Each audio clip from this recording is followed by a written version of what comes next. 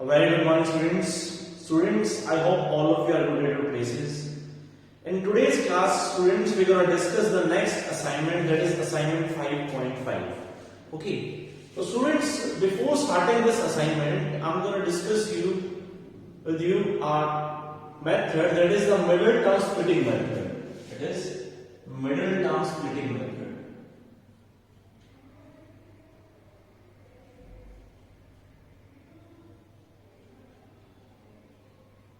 The method is middle term splitting method. That means if I take a quadratic polynomial, okay, if I take a quadratic polynomial, students, then how can we split it, okay, into two factors? For example, see, I am taking first question, first part.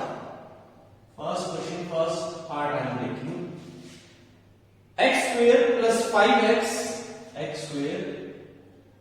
5x minus 14, okay, is equivalent to what? This is a quadratic polynomial, students, because the degree is 2. The degree, that means the highest power is 2. So I have to convert this into the factors of two polynomials, okay. So I will use the middle term splitting method to do this, okay. So what is middle term splitting method, students? Just take the coefficient of x square. Just take the coefficient of x square. Coefficient of x square means the number that is with the x square. So along with x square we don't have anything, that means it is 1. Take coefficient of x square, it is 1. Multiply it by the constant term. Constant term is minus 14. Or you can just take the number, okay, without sign. You can take without sign, okay. So take coefficient of x square and the constant term. So it is, students, 14. So do one thing, take this 14 and split into two numbers. Take this 14 and split into two numbers so that we get this number, that is 5. So that we get two numbers. Just make sure that you split 14 into two numbers so that the product of two numbers is 14. And if after doing plus or minus, I get 5. Okay. So students, if I take 7 and 2. So students, 7 into 2 is 14. But 7 minus 2 is 5. Okay. You have to just split 14 such that product of these two numbers is 14. And the sum or the subtraction is 5. Okay. Now students, see, I can write it like this. X square as it is. I have to split 5x by using 7 and 2. How can I write 5 using 7 and 2? I can write it like this: 7x minus 2x minus 14 as it is. Okay, students. Now take common from these two numbers. So x, if I take common, because here we have x, here we have x square. So the greatest common factor from these two is x. So take x common. So now we have x. And from here we have 7. From here we have 7, students. Now students, from these two numbers, I can take minus sign and 14. 14 can be written as 2 into 7. So 2 is here, 2 is also here. So take 2 common also. Okay. Now we are left with this x. Minus is already outside. So I have to write plus. 2 7s is 14, so 7 will be. Students, always remember one thing, that after doing this step, these two factors should be same. After doing this step, these two factors should be same. If these are not same, then your answer is wrong. Okay, just remember this thing. Now take x plus 7 common, because see, x plus 7 is here, x plus 7 is also here. So take x plus 7 common.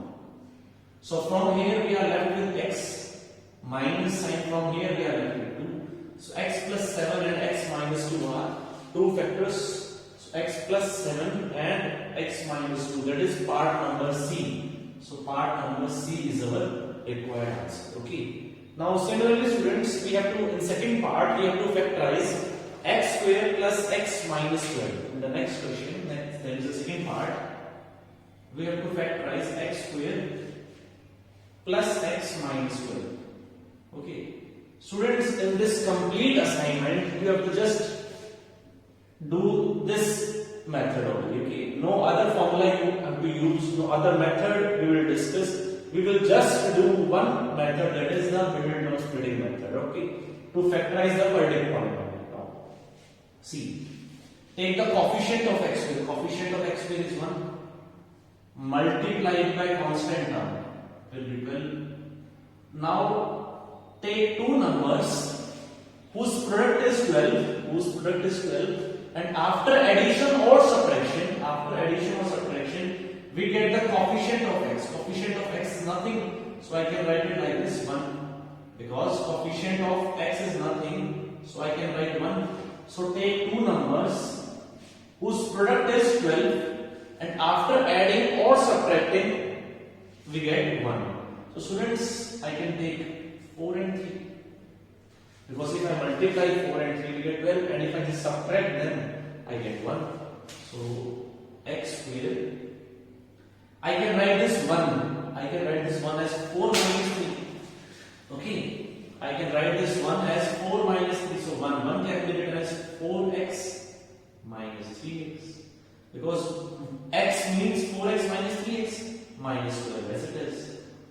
Take common from these two, so I can take x common. So we are left with this x. From here I just take common x, so we are left with this 4. Minus, so minus will be out now. 12 can be written as 3 into 4. So 3 is here, 3 is also here, so I can take this 3 common. We are left with this x. Minus is already outside, so I will put a plus sign, because if I multiply now, minus and plus will be minus. From 12, 3 is out, so we are left with this 4. Okay. Now take x. See, x plus 4 is here, x plus 4 is here. So take x plus 4 common. Now students, we are left with here. See, here we have this x minus here we have 3. So x plus 3 into, x plus 4 into x minus 3. This is our required answer. That is, students, part number A. That is what? Part number A, students. Okay. Now moving forward to the third part, students. I have to factorize this. If the one factor is given, okay. You can do one thing simply, students. Just factorize the polynomial and you will get two factors. From that, one will be x minus 3 and the remaining will be your answer. Okay. That you have to do yourself. Now students, if I just move forward to the question number 2. So question number 2, first part if I discuss. First part is 2 bracket x plus y, 2 bracket x plus y plus p bracket x plus y. I have to factorize this. See, x plus y, x plus y. See, it is similar to this. It is similar to this step, students. Because see, x plus 4 are same here. X plus y and x plus y are same, so I can take x plus y common. Now we are left with, from here we are left with 2 plus, from here we are left with b. This is our answer now. Okay, so x plus y into 2 plus p is my answer. Similarly, students, moving forward to the part number 3. See, I am not discussing each and every part of this. Okay, the remaining you have to do yourself. Now, if I move forward to the part number 3, students, it is p plus 1 plus p power 4 plus p raised to the power 5. Okay. Now, students, if I see, I can write it like this: p plus 1 as it is. From these two, I can take common, that is p raised to power 4. I can take p raised to power 4 common. Okay. So if I take p raised to power 4 common, I am left with 1. From p raised to power 5, I am left with this p. Okay. Now see, 1 plus p and p plus 1 are both same. 1 plus p and p plus 1 are both same. Now I can take the common 1 plus p. That means I have taken this complete number common. So I am only left with 1, because if I multiply this by 1, I will get p plus 1 plus this number 1 plus p is out now, and we are left with only p raised to the power 4. So this is our required answer. Okay. Now students, moving forward to the part number 5, if I discuss part number 5, students. See, part number fifth is x square minus xz, x square minus xz plus xy minus yz. Okay. Now see students, if I factorize this, see, take common from these two and take common from these two. From these two, I can take x common, students. Because from x square, if I take x common, we are left with x. Negative sign as it is from xz, x is out, and we are left with only z plus. From xy minus yz, there is a common factor y because y is here. So now we are left with this y. Now it is x minus z. Now x minus z. Now these are same, so I can take x minus z common. And the second factor is x plus y. So this is my required answer. Okay, students. Now, students, if I discuss the last part of this, that is the seventh part, students. This is ax minus ay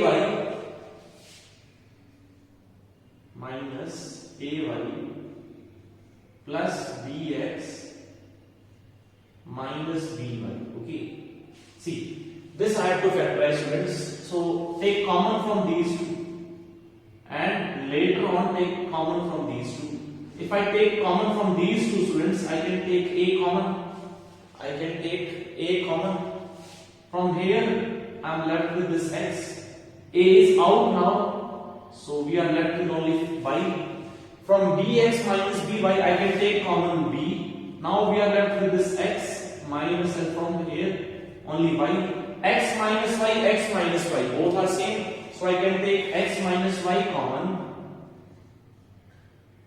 Now we are left with, from here we are left with a, plus from here we are left with b. So x minus y into a plus b is our required answer. Okay, students. So students, the remaining part of question number second you have to do yourself. Now students, I am going to discuss the next question, that is question number 3. So students, if you see question number third, in question number third, students, what we have to do? We have to factorize it again. Okay. See, question number third and question number fourth are same, students. Question number third and question number fourth are same, students. You have to just use the middle term splitting method to factorize them. Okay. See, I am discussing only few questions, students. The rest of them you have to do yourself. You have to use only the middle term splitting method. Okay. And the question will be solved. Just practice the middle term splitting method, okay, again and again, and you can do this all the parts. That is, see, there are 15 parts of question number third and the 13 part of question number fourth. So that you have to do yourself. Okay, I am discussing only one or two of them. The remaining you have to do yourself. Okay, because I have already discussed the middle term splitting method with you in question number 1. So again, I am explaining some question number third, fourth part if I discuss. Question number third, fourth part if I discuss, students. The fourth part is x square plus x minus 20. It is x square plus x minus 20. Students, again you have to do the same thing, that take coefficient of x square. Coefficient of x square is 1. Multiply it by the constant term. Constant term is this 20. So if I just multiply them, I get 20. Factorize this 20. That means take two numbers, and if I multiply them, I get 20. And if I just add or subtract them, I get coefficient of x. Coefficient of x is 1. So think about two numbers whose multiplication is 20, and after adding or subtraction, I get 1. So students, I can write 5 and 4 because 5 4 is 20, and if I just subtract them, 5 minus 4 is 1. So how can I write this? See, I can write 1 as 5 minus 4. X is already there, so 5x minus 4x I can write. Okay. Now take common from these two. So after taking common, I get x out. So x, from here only 5 is left. From these two, students, I can take minus 4 out because x is only left here. If I take minus common, plus will be there. Okay. From 20 can be written as 4 into 5. 4 is already out, so 5 will be there. Now students, after factorization, these two factors should be same. Yes, these are same now. So x plus 5, if I take common, x plus 5 is out now. So here, from here, x is left. From here, minus 4 is left. So this is our required answer. Okay. Now similarly, students, you can solve all the parts of question number 3rd and question number 4th as well. Okay. So these questions you have to do yourself. So students, if you still face any problem, you can ask me in the coming live class. Okay. So practice these questions. I'm going to see you in the next class. Thank you.